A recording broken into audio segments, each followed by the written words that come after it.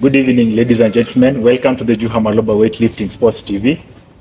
Sorry we have not been there for a while, but today we are going to cover a number of questions. Mostly the commonly asked questions by a number of people who are interested in fitness, who are interested in joining weightlifting. So I'm going to start with the first question.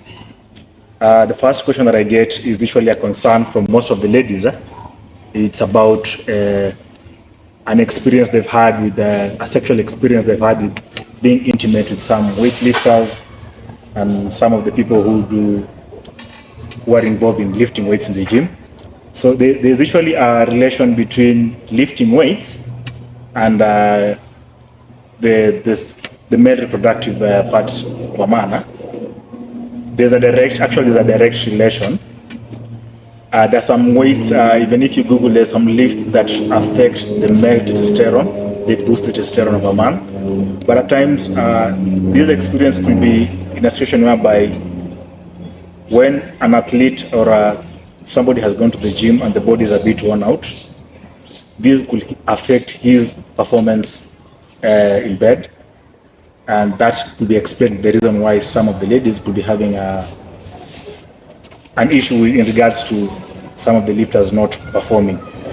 The other reason in regards to this could be, now I want to argue this on the positive side to explain why there's a relation between the lifting weights and or doing exercise and the male reproductive system.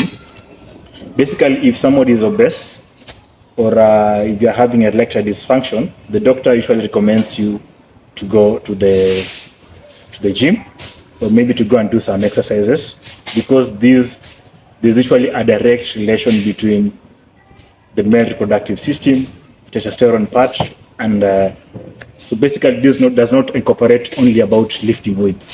It brings in the idea of exercise in general. So maybe I'll have to explain the other bit. So the other question is going to be about strength. So there's usually a great concern in relation to my body size and the level of strength. Actually, basically, some people really argue out in the sport, in this particular sport. Some people really think that I'm strong and I'm maybe using steroids or something like that. But that is not the case. Strength comes from a number of factors. The first factor about strength is strength could be genetic. Basically, there are some people who are strong simply because of the genetic background. So the genetic part of somebody could contribute to somebody being strong or not being strong. Most of us do consume a lot of carbs. Basically, like right now, I'm having a competition in the next 3 weeks. So I'm taking 5 meals in a day, and 5 meals in a day, the carb intake has to be so much.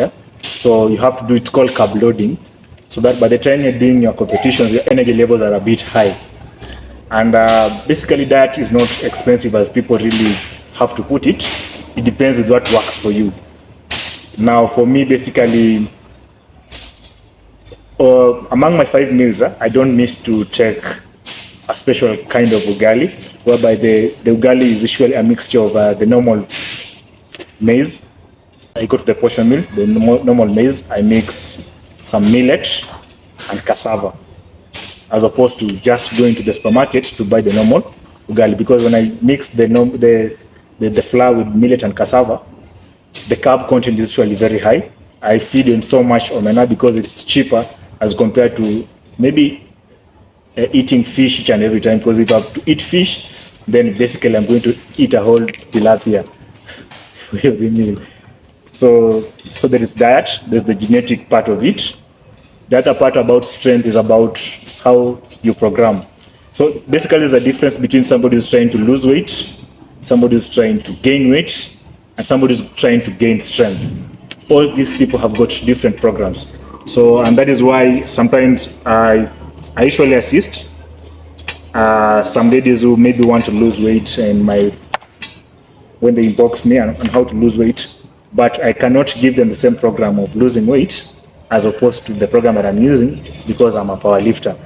I'm a power lifter, and my basic concern is about how I can boost my energy levels Now, so my programming has to be in a way that it has to be a program that is it's going to guide me to give me strength.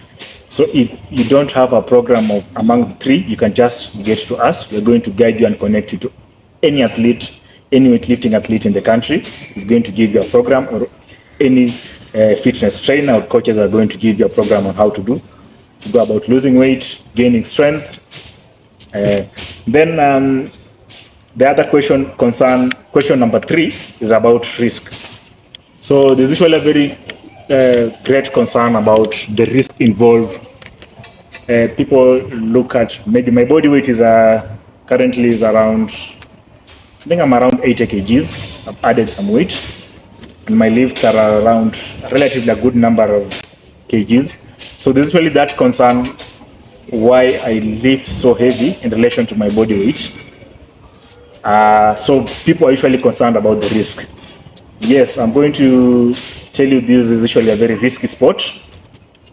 We train so hard, and by training so hard, you'll have to tear a number of your ligaments, you'll have to tear a number of your tendons, you'll have to tear tissues. So the risk part of the sport is usually there. Because there's a difference between somebody who's trying to basically train for fitness and somebody who's training for performance. As I go to the gym to train, I'm not basically training for fitness. As much as I'm fit, I'm training for performance. So I'll have to push my body to extreme levels. So what do I do to minimize the risk? Any person lifting weights or any person going to the competition, the following are some of the ways that you have to minimize the risk. Number one, that is the most basic and every athlete should do, is stretching. You have to stretch before and after your workout. That is very important. I basically learned this a few years ago. I had sciatica. Sciatica is a common problem among most people who lift weights. So when I went to the physio, one of my best physios, Dr. Mwaniki, the physio was generally for all the sessions, he was just stretching me and did some very little deep tissue until I became fully healed. So that tells you the importance of stretching. Number 2 comes to diet. I think diet falls in every bit. How you eat is also going to determine, it's also going to curb the risk that you are going to get as you lift heavy. You have to get the right diet. If you are lifting heavy, then your carb intake has to be very high. You also have to take some proteins to build up the worn out muscles. Number 3 goes to recovery. You have to make sure recovery is so high. Most basic ways of recovering, number 1 is adequate sleep. The recommended sleep could be at least 6 to 8 hours is good for recovery. The other way of recovery is swimming. You can go for swimming, very good for recovery. You can go and take an ice bath, that is also good for recovery. From that, I'll go to question number 4. So question number 4 that people are usually concerned is some few young people are usually concerned about if you can take alcohol, or you can smoke weed, or you can smoke cigarettes and go and lift weights. So I'm not going to comment about, because I'm not a consumer of that, but I know there's a relation between alcohol. If you take alcohol tends to dehydrate you as a person when you go to the gym. So this is going to affect your performance.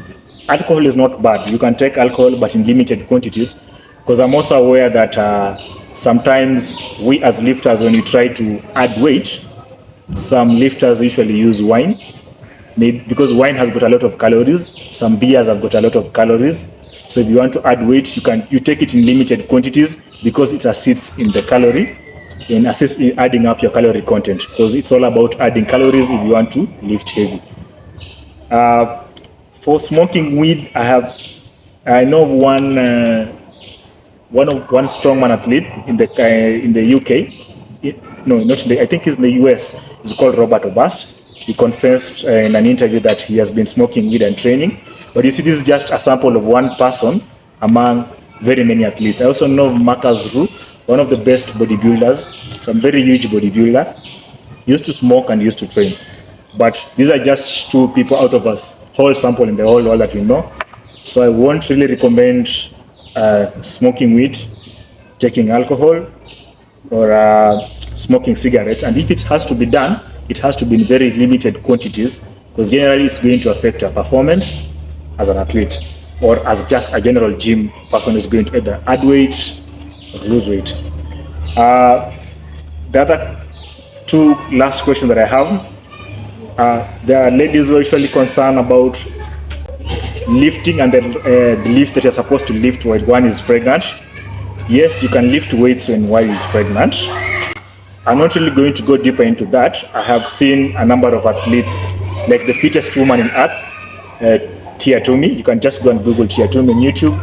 She used to train, she used to do CrossFit, and she was doing CrossFit while she was heavily pregnant. I have seen a number of Kenyan athletes. Aisha Mohammed, she's a strong woman athlete. She's also a gym trainer. I have seen the likes of Winnie Okoth, one of the best coaches, Olympic weightlifting coaches in the country. So you can just go and check on the Instagram pages, and you can inbox them directly if you're a lady and you want for them to give you a program in regards to training while you're pregnant. Because I believe the best coaches to guide somebody who's pregnant and training are the female coaches, as opposed to, there are also male coaches who can guide you, but I tend to think experience is better than education. The last question that I'm going to cover for today is that why do people sniff ammonia? You see, when you check on most of my lifts during competition, when I try to caption some of the athletes, you could see somebody before lifting a weight sniffing ammonia. Like, there's a substance where somebody takes, then he sniffs before lifting the weight. So basically, I have not used ammonia before, but relatively nearly all my friends have been sniffing ammonia. Ammonia tends to increase the blood flow in your system, tends to increase the focus level. Remember, you cannot lift a heavy weight if your focus level is down. So once you sniff, and that is why you see, once you sniff ammonia, the focus level increases, the oxygen supply in your body tends to increase, and the blood flow. Once the blood flow is increasing, the oxygen supply tends to increase. So it's easy for you to lift a heavy weight. And that is why you see once somebody sniffs ammonia, you could see the eyes completely turning red. But now remember, this ammonia sniffing is usually something that is usually short-lived, because you can't sniff ammonia and then you wait for like 20 or 30 minutes to go and lift a weight. Most people sniff ammonia, and basically in the next less than 30 seconds, they have already taken the lift. Ladies and gentlemen, thank you for your time. Please subscribe, share, comment. This is Juha Maloba, Weightlifting Sports TV, and this is the story of a champion. Thank you.